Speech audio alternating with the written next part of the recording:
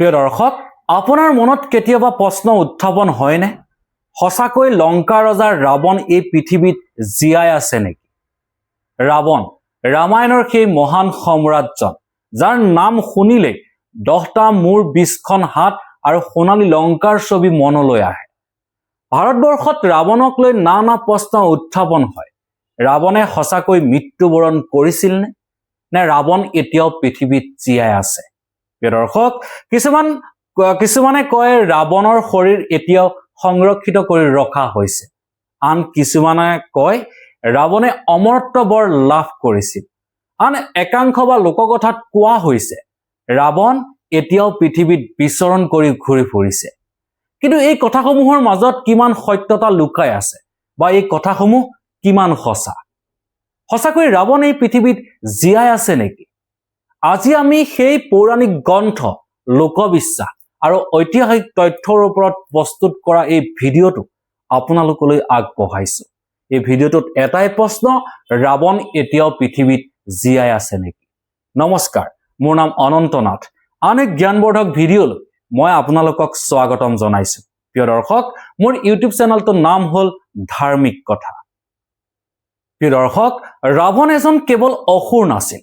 ৰাৱণ আছিল ৰামায়ণৰ সেই মহান সম্ৰাটজন, যিজনৰ ওচৰত সকলো জ্ঞান আছিল। তেওঁ এজন মহান পণ্ডিত আছিল। বেদ, জ্যোতিৰ্বিদ্যা, সংগীতৰ লগতে সকলো জ্ঞান আছিল ৰাৱণৰ। কিন্তু ৰাৱণ এজন মহান পণ্ডিত হোৱাৰ উপৰিও শিৱৰ পৰম ভক্ত আছিল। কিন্তু এই সকলোবোৰৰ মাজত ৰাৱণৰ মনত এটা অহংকাৰো আছিল, আৰু সেই অহংকাৰেই তেওঁক সেই ধ্বংসৰ পথলৈ লৈ যায়। আৰু এইখিনিতে আৰম্ভ হয় সেই আচল প্ৰশ্নটো, যে ৰাৱণে সঁচাকৈ মৃত্যুবৰণ কৰিছিল নেকি? ৰামায়ণৰ কাহিনী উল্লেখ কৰা অনুসৰি বা ৰামায়ণৰ তথ্য অনুসৰি ৰাৱণে ঘোৰ তপস্যা কৰিছিল, আৰু তপস্যা কৰি ব্ৰহ্মাদেৱক সন্তুষ্ট কৰিছিল। কিন্তু সেই সময়ত ব্ৰহ্মাদেৱে সন্তুষ্ট হৈ ৰাৱণৰ ওচৰত আৱিৰ্ভাৱ হৈছিল, আৰু ৰাৱণে ব্ৰহ্মাদেৱৰ পৰা আশীৰ্বাদ বা বৰ বিচাৰিছিল। সেই সময়ত ব্ৰহ্মাদেৱে ৰাৱণক অমৰত্ব বৰ প্ৰদান কৰা নাছিল। ইয়াৰ পৰিৱৰ্তে যক্ষ দেৱতা বা দানৱৰ ওচৰত ৰাৱণৰ কেতিয়াও মৃত্যু নহয়, এনেধৰণৰ বৰ ব্ৰহ্মাদেৱে প্ৰদান কৰিছিল। কিন্তু বহু লোকে ভাবে যে ব্ৰহ্মাদেৱে ৰাৱণক অমৰত্ব বৰ প্ৰদান কৰিছিল। প্ৰকৃততে ব্ৰহ্মাদেৱে ৰাৱণক অমৰত্ব বৰ প্ৰদান কৰা নাছিল। ব্ৰহ্মাদেৱে ৰাৱণক তিলোকত শাসন কৰিব পৰাকৈ যক্ষ দেৱতা আৰু দানৱে তেওঁক কেতিয়াও বধ কৰিব নোৱাৰিব, এনেধৰণৰ বৰ প্ৰদান কৰিছিল। কিন্তু ৰাৱণে মানৱক সৰুভাৱে বা মানৱক সৰু ৰূপত গণ্য কৰিছিল। তেওঁ সেইকাৰণে মানৱৰূপী ৰামৰ হাতত মৃত্যু হ'বলগীয়া হৈছিল। মানৱক তুচ্ছ বুলি জ্ঞান কৰা ৰাৱণে যেতিয়া অৰণ্যৰ মাজত ৰাম লক্ষ্মণ সীতা থকাৰ সময়ত সীতাক হৰণ কৰিছিল, সেই সময়ত ভগৱানৰ অৱতাৰ ৰামৰ হাতত বা মানৱ ৰূপে জন্ম লোৱা ৰামে ৰাৱণক শৰ মাৰি নাভিত থকা কলহ ভাঙি পেলাইছিল, আৰু তেতিয়াই ৰাৱণৰ মৃত্যু হৈছিল। সীতামাতাক উদ্ধাৰৰ বাবে যেতিয়া ৰাম ৰাৱণৰ যুদ্ধ লংকাৰ পাৰত হৈছিল, তেতিয়া ৰাৱণক অসংখ্যবাৰ মুণ্ড কাটি পেলাইছিল ভগৱান শ্ৰীৰামে। আৰু ভগৱান শ্ৰীৰাম সেই সময়ত মানৱ ৰূপত অৱতাৰ লৈছিল। আৰু বিভীষণৰ কথা মতে অৱশেষত যেতিয়া ৰাৱণৰ নাভিত থকা অমৃতৰ কলহ ভগৱান শ্ৰীৰামে ভাঙি পেলাইছিল, তেতিয়া যুদ্ধক্ষেত্ৰতে ৰাৱণৰ মৃত্যু হৈছিল। পৌৰাণিক গ্ৰন্থ অনুসৰি বা ৰামায়ণৰ কাহিনী অনুসৰি এই কথা স্পষ্টকৈ কোৱা হৈছে, যেতিয়া ভগৱান শ্ৰীৰামৰ হাতত ৰাৱণৰ মৃত্যু হৈছিল বা যুদ্ধক্ষেত্ৰত ৰাৱণৰ শৰীৰ পৰি আছিল, তেতিয়া বিভীষণে অৰ্থাৎ ৰাৱণৰ সৰু ভাতৃ বিভীষণে ৰাৱণক শেষকৃত্য সম্পন্ন কৰিছিল। এই কথা বাল্মীকি ৰামায়ণতো স্পষ্টভাৱে উল্লেখ কৰা হৈছে। এই সকলোবোৰ জনাৰ পিছতো ৰাৱণ কিয় জীয়াই আছে বুলি আমাৰ মাজত প্ৰশ্ন উত্থাপন হয়, বা ভাৰতবৰ্ষৰ বিভিন্ন স্থানত ৰাৱণক লৈ এনে প্ৰশ্ন কিয় উত্থাপন হয় যে ৰাৱণ এতিয়াও পৃথিৱীত জীয়াই আছে। ইয়াৰ মাজতে আচল কাহিনী লুকাই আছে, বা ইয়াৰ মাজতেই সেই গোপন ৰহস্যটো লুকাই আছে। প্ৰিয় দৰ্শক, পৌৰাণিক ঋষিমুনি বা সাধুসকলৰ মতে ৰাৱণ এজন অসুৰ নাছিল। ৰাৱণ এজন প্ৰবৃত্তি আছিল, যাৰ গুণ অহংকাৰ বা অধৰ্ম অহংকাৰ যেতিয়ালৈকে পৃথিৱীত জীয়াই থাকিব, বা ৰাৱণে কৰা কৰ্মৰ বা ৰাৱণে কৰা অহংকাৰ বা ৰাৱণে দেখুওৱা পথসমূহ যেতিয়ালৈকে পৃথিৱীত জীয়াই থাকিব তেতিয়ালৈকে ৰাৱণ জীয়াই আছে বুলি ঋষি-মুনি সকলৰ দ্বাৰা বিশ্বাস কৰা হৈছিল। সেইবাবে আমি প্ৰতি বছৰে এতিয়াও দশেৰা পালন কৰোঁ। ই কেৱল এজন দানৱৰ মৃত্যু নহয়, ই হৈছে অশুদ্ধ প্ৰকৃতিৰ ওপৰত শুদ্ধ প্ৰকৃতিক জীয়াই ৰখা, অৰ্থাৎ মানৱতাৰ মাজত শুদ্ধ ছবিখন জীয়াই ৰখাৰ বাবে আমি প্ৰতি বছৰে দশেৰা পাতো, অৰ্থাৎ ৰাৱণৰ শৰীৰ দশেৰাৰ দিনা জ্বলাই দিয়া হয়।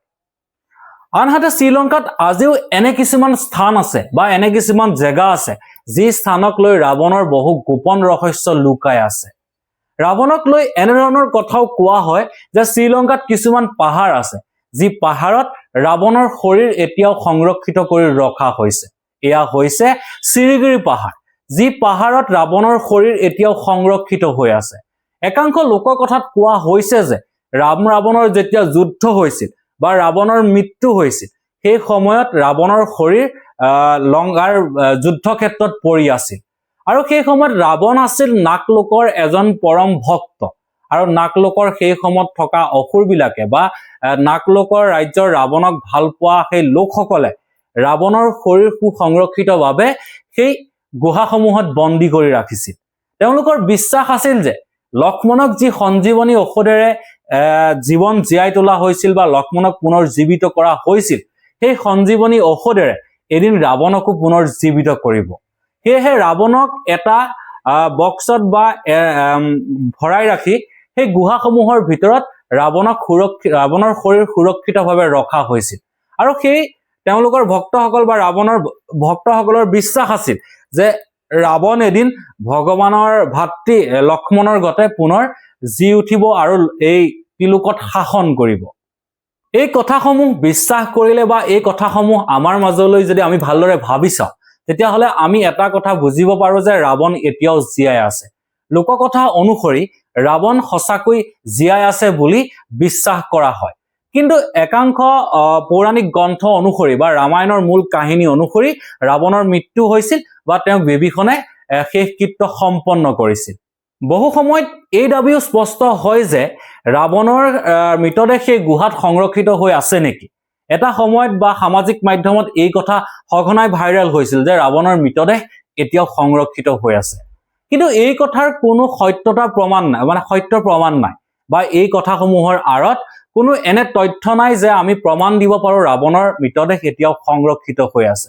সেয়েহে আমি মানৱ ৰূপে বা আমি সত্যতা বিচাৰিবলৈ হলে আমি এটা কথা স্পষ্টকৈ জানিব লাগিব যে ৰাৱণ এতিয়াও আমাৰ মাজত জীয়াই নাই। ৰাৱণৰ কেৱল ভাৱধাৰা বা ৰাৱণৰ কেৱল অহংকাৰ, শক্তি, ক্ৰোধ, লোভ বা ৰাৱণৰ গুণসমূহ এতিয়াও আমাৰ মাজত জীয়াই আছে। সেয়েহে পৌৰাণিক গ্ৰন্থ অনুসৰি ৰাৱণ জীয়াই নাই, কিন্তু লোককথা অনুসৰি বা লোকবিশ্বাস অনুসৰি এতিয়াও আমাৰ মাজত বা সমাজৰ আগত ৰাৱণক জীয়াই ৰখা হৈছে।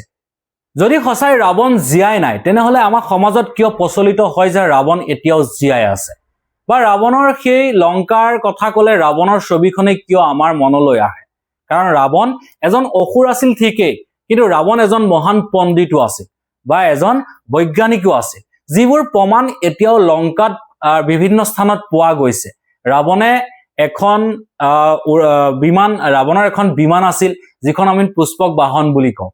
সেই বিমানখন পৰা কিছুমান স্থান এতিয়াও লংকাত জীয়াই আছে, বা আমি সৰুকৈ ক'বলৈ গ'লে এয়াৰপোৰ্ট বা বিমানবন্দৰসমূহ, তেনে 4টা বিমানবন্দৰ এতিয়াও বৈজ্ঞানিকসকলে লংকাত আৱিষ্কাৰ কৰিছে। বা ৰাৱণ এজন মহান পণ্ডিত আছিল। ৰাৱণে অসংখ্য গ্ৰন্থ ৰচনা কৰিছিল, ৰাৱণে অসংখ্য মন্ত্ৰ ৰচনা কৰিছিল, যিসমূহ মন্ত্ৰ বা গ্ৰন্থ আমাৰ মাজত এতিয়াও প্ৰচলিত আছে। বা ৰাৱণৰ কিছুমান কথা বা ৰাৱণে আমাক দি থৈ যোৱা শিক্ষাৰ বিষয়ে এতিয়াও সমাজত প্ৰচলিত আছে, যিবোৰ কথাৰ মাজত আমি বহু জ্ঞানো বিচাৰি পাওঁ আৰু যিবোৰ কথাৰ মাজত বহুতো অহংকাৰ, লোভ, ক্ৰোধ এনেকুৱা ধৰণৰ কথাও লুকাই থাকে। সেয়েহে আমাৰ সমাজত পৌৰাণিক বা বৰ্তমান কথা মিলাই পেলাই চাবলৈ গ'লে ৰাৱণ এতিয়া এটা ফালৰ পৰা ৰাৱণ জীয়াই আছে আৰু এটা ফালৰ পৰা ৰাৱণ মৃত্যু হৈছে। সেয়েহে আমি ক'ব পাৰো যে ৰাৱণৰ ধৰ্ম, গুণ বা অহংকাৰ, ৰাৱণৰ জ্ঞান সমাজত জীয়াই থকালৈকে ৰাৱণ আমাৰ মাজত জীয়াই আছে। কিন্তু ৰাৱণৰ সেই কৰ্মৰ ফল, ৰাৱণৰ সেই অহংকাৰী স্বভাৱসমূহ যদি আমাৰ মাজৰ পৰা নাইকিয়া হৈ যায় তেতিয়াহ'লে আমি অনুমান কৰিব পাৰিম যে আমাৰ মাজৰ পৰা ৰাৱণো শেষ হৈ গৈছে। প্ৰিয় দৰ্শক, ৰামায়ণত কেৱল ৰাম ৰাৱণৰ যুদ্ধৰ কাহিনী কোৱা হোৱাই নাই বা সীতা মাতাক উদ্ধাৰৰ কাহিনী কোৱা হোৱাই নাই।